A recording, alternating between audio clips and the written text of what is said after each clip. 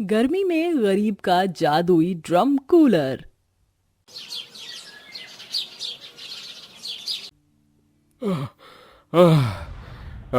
गर्मी आई नहीं कि हम गरीबों का जीना मुश्किल हो जाता है। बस किसी तरह इस बार की मिली मजदूरी में से एक कूलर खरीद लेता हूँ ताकि मनीषा और बच्चों को इस गर्मी से परेशान ना होना पड़े।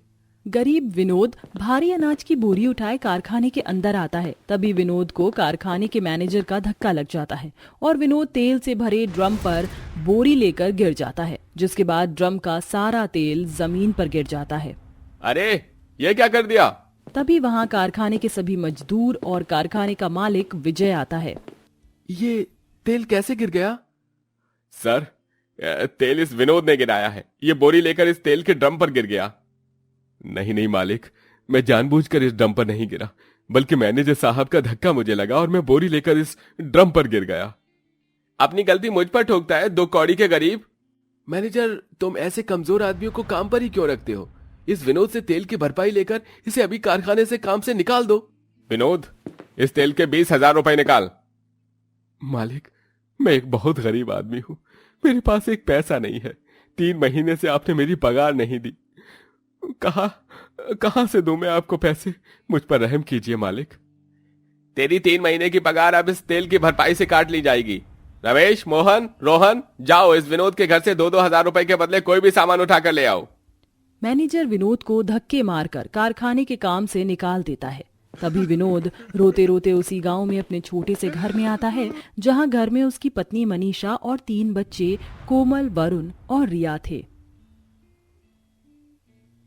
जी, अभी 2 लोग आए थे कारखाने से। वो बता रहे थे आपने कारखाने में कोई नुकसान कर दिया। वो अपनी अलमारी उठाकर ले गए जी। तभी विनोद मनीषा को सारी बात बताता है। मालिक ने उस मैनेजर की बात को सच मानकर मुझे कारखाने के काम से निकाल दिया और साथ में मैनेजर ने मेरी 3 महीने की पगार भी काट ली। हम गरीबों की मेहनत का पैसा डुबाकर देखना, वो मैनेजर कभी सुख से नहीं रह पाएगा। मैंने सोचा था इस बार पैसे आएंगे तो हम एक नया कूलर खरीद लेंगे ताकि हमें गर्मी से छुटकारा मिल जाए, पर मैनेजर ने मेरा सारा पैसा बर्बाद कर दिया। विनोद अपने इस परिवार के साथ बड़ी गरीबी में अपना जीवन बिता रहा था। विनोद उसी गांव के एक अनाज के कारखाने में 200 रुपए रोज से मजदूरी करता था। विनोद को कारखाने से हर 3 महीने बाद उसकी मजदूरी के पैसे दिए जाते थे, पर इस बार उसे मजदूरी के पैसों में से एक पैसा भी नहीं मिला था और साथ में काम भी चला गया था। थोड़े समय बाद, पिताजी, जो लोग अच्छे होते हैं ना, उन्हें हर समय काफी मुश्किलों का सामना करना पड़ता है। आप दुखी मत होइए, देखना एक दिन आपको आपकी अच्छाई का फल बहुत ही अच्छा मिलेगा।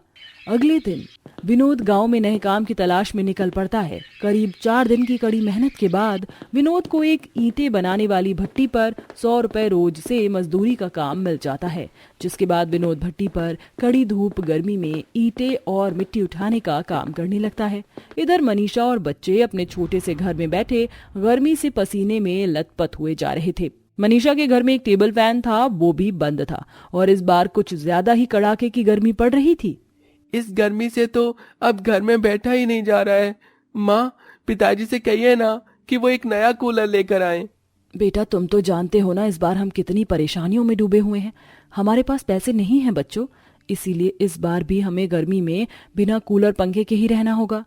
रात का समय, गर्मी के कारण मनीषा, विनोद और बच्चे घर के आंगन में चारपाई पर सोए हुए थे। हमारी इस गरीबी के कारण हम बच्चों को कोई भी खुशियां नहीं दे पा रहे मनीषा। मैंने सोचा था मैं नया कूलर लाऊंगा तो बच्चे खुश हो जाएंगे, पर पैसे आने से पहले ही मेरा काम चला गया। उस बात को जितना सोचेंगे उतनी ही ज्यादा तकलीफ होगी जी। इसी तरह दिन प्रतिदिन बीतने लगे। विनोद रोज ईंट बनाने वाली भट्टी पर जाकर कड़ी मजदूरी करने लगा और 100 रुपए रोज की कमाई में बड़ी मुश्किल से अपने परिवार का गुजारा चलाने लगा और उसके बच्चे, पत्नी गर्मी में बिना कूलर पंखे के काफी परेशान होने लगे। गर्मी के कारण विनोद के बच्चों के शरीर पर मोटे मोटे छाले जैसे निशान आ चुके थे। तभी ये देखकर विनोद एक दिन अपने घर में रखे टेबल पंखे को जैसे तैसे दुकान से रिपेयर करके लाता है और सब उस पंखे की हवा में सोने लगते हैं, पर उसकी हवा ज्यादा नहीं आ रही थी। एक दिन दोपहर में विनोद भट्टी के पास ईंटें बना रहा था, तभी एक खूबसूरत पीले रंग की चिड़िया वहां आकर गिरती है, जिसके एक पंख से काफी खून निकल रहा था। अरे, ये चिड़िया तो कितनी जख्मी है। विनोद उस चिड़िया को उठाकर पानी पिलाता है और जैसे ही उसके जख्मों पर मिट्टी लगाने लगता है तभी वो चिड़िया उसके हाथ से छूटकर उड़ते हुए जाने लगती है। अरे ये चिड़िया तो उड़ गई, उसे तो कितनी चोट आई है, बेचारी मर जाएगी, मुझे उसकी मदद करनी होगी। विनोद उस जख्मी चिड़िया के पीछे दौड़ता हुआ जाता है। तभी वो चिड़िया उड़ते हुए उसी कारखाने के पीछे एक पुराने ड्रम के ऊपर आकर बैठ जाती है जहां पहले विनोद काम करता था, और ये ड्रम भी वही था जिस पर विनोद गिरा था। ये तो वही कारखाना है जहां पहले मैं काम करता था। चलो अब इस चिड़िया के जख्मों पर मैं काली मिट्टी लगा देता हूँ ताकि इसका खून निकलना बंद हो जाए। रुक जाओ विनोद। तुम पक्षी होकर बात कैसे कर रही हो? विनोद, तुम मेरे जख्मों पर मिट्टी लगाने के लिए इतनी दूर मेरे पीछे अपना काम छोड़कर आए। सच में तुम बहुत अच्छे इंसान हो विनोद, पर तुम मेरी चिंता मत करो। तुम ये ड्रम लेकर अपने घर जाओ और इस ड्रम का कूलर बनाकर अपने परिवार को गर्मी से बचाओ। ये कैसे हो सकता है? पक्षी बातें भी करते हैं? तभी विनोद उस ड्रम को अपने सर पर उठाकर अपने घर लेकर आता है और अपने परिवार को सारी बात बताता है। शायद सच में कुछ पक्षी बात करते होंगे, पर आप इस ड्रम से कैसे कूलर बनावेंगे? मनीषा, अब नया कूलर तो हम खरीद नहीं सकते। अब जुगाड़ से कैसे भी करके हम इस ड्रम का ही कूलर बना लेते हैं। हम अपने टेबल फैन को ही इस ड्रम में लगा देते हैं। और बाकी का सामान? वो मैं कबाड़ की दुकान से ले आता हूँ। तभी विनोद कबाड़ की दुकान में आता है और वहां से पुराने कूलर की पानी, मोटर, कई सारे तार और कुछ सामान लेकर घर आता है और अपने ड्रम को काटकर पहले उसमें पंखा फिट कर देता है। अब इन तार से जाली बनाकर घास को डालना होगा, पर घास लाने के लिए तो मेरे पास पैसे ही नहीं है। पिताजी, हमारी गुल्लक से कुछ पैसे हैं, वो आप ले लीजिए। तभी तीनों अपनी गुल्लक की चिल्लर अपने पिताजी को देते हैं जो 100 रुपए थी। तभी विनोद उन पैसों में घास लाकर तार से घास की जालियां बनाकर उन जालियों को ड्रम के पीछे कटे हिस्से में लगा देता है। करीब 2 दिन की मेहनत के बाद विनोद ड्रम का कूलर बना लेता है। रात का समय विनोद उस कूलर में पानी डालकर कूलर को ऑन कर देता है, जिसके बाद वो कूलर काफी ठंडी हवा देने लगता है। वाह वाह, कितनी ठंडी हवा आ रही है इस कूलर से। ये हमारे घर में भी कूलर आ गया, ये।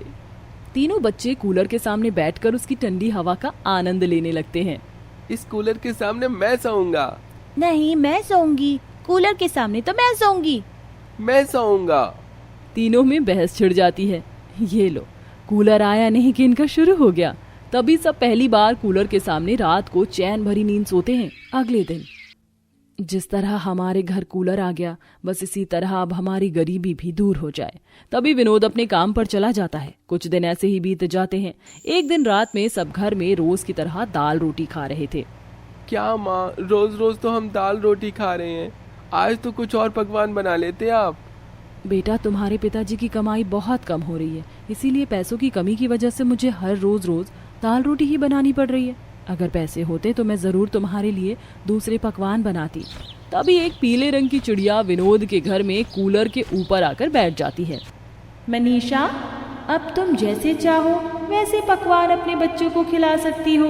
ऐ जादुई कूलर, अपने जादू से विनोद और इसके परिवार के लिए बढ़िया स्वादिष्ट लजीज पकवान अपने अंदर से निकाल कर दे। अरे, ये कैसा चमत्कार है, इतने सारे पकवान। अरे वाह, इतने सारे पकवान। मनीषा, ये वही चिड़िया है जिसके बारे में मैंने तुम्हें बताया था। ये पक्षी होकर बात कैसे कर रही है? विनोद, मैं एक जादुई चिड़िया हूँ। उस दिन मैं जानबूझकर तुम्हारे सामने जख्मी अवस्था में आई थी। मैंने तुम्हें देखना चाहती थी कि तुम मेरी सहायता करते हो या नहीं, पर तुमने मेरी सहायता की। ये उसी बात से समझ आ गया था कि तुम कितने भले और नेक इंसान हो। मैंने अपने जादू से तुम्हारे इस कूलर को जादुई कूलर बना दिया है। अब तुम इस जादुई कूलर से अपनी उतनी ही चीजें मांगना जितनी चीजों की तुम्हें जरूरत हो। अगर तुम लालच में आकर ज्यादा चीजें मांगने लगे तो इस कूलर का जादू खत्म हो जाएगा। जादुई चिड़िया, मुझे कोई लालच नहीं है। मैं बस इतना चाहता हूँ कि मेरा परिवार हमेशा खुश रहे। एक बात और, तुम इस जादुई कूलर से कभी पैसे नहीं मांग सकते, केवल अपनी जरूरत की चीजें मांग सकते हो। इतना कहते ही वो जादुई चिड़िया वहां से गायब हो जाती है। उसके बाद विनोद और उसके परिवार वाले उस जादुई कूलर से अपनी जरूरत की हर चीज मांगने लगे और खुशी खुशी अपना जीवन बिताने लगे।